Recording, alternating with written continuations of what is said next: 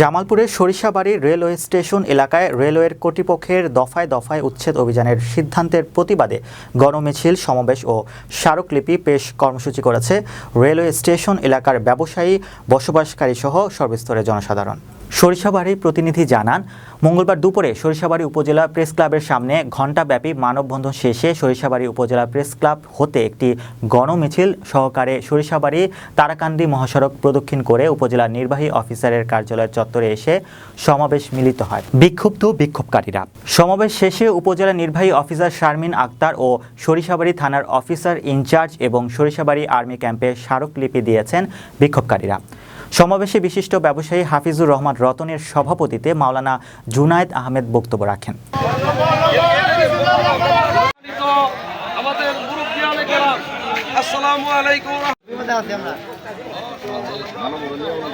যদি সঠিকভাবে অভিযান করে তাহলে রেলের সমস্ত জায়গা তাদের উদ্ধার করতে হবে।